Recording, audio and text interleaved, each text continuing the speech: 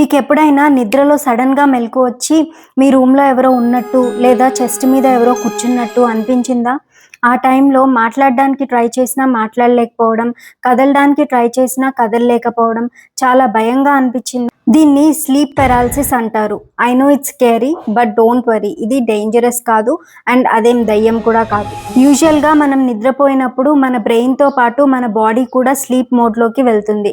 మనం నిద్ర లేచినప్పుడు మన బ్రెయిన్‌తో పాటు బాడీ కూడా సేమ్ టైంకి నిద్రలేస్తుంది. కొన్నిసార్లు డీప్ స్లీప్‌లో ఉన్నప్పుడు మన బ్రెయిన్ సడన్‌గా నిద్రలేస్తుంది. కానీ శరీరం మాత్రం స్లీప్‌లోనే ఉంటుంది. సో, ఆ టైంలో కదలాలి అనుకున్నా కదలలేము. ఈ హాఫ్ అవేక్ స్టేట్‌లో ఎవరో ఉన్నట్టు హాలుసినేషన్స్ కూడా వస్తాయి.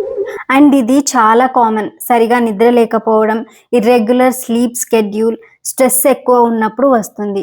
సో, స్ట్రెస్‌ని మేనేజ్ చేసుకొని రోజు ఒకటే టైంకి పడుకొని లెగడం, ప్రాపర్ స్లీప్ ఉండేలా చూసుకోవాలి. ఇలా చేస్తే ఈ స్కేరీ ఎక్స్‌పీరియన్స్‌ని అవాయిడ్ చేయొచ్చు.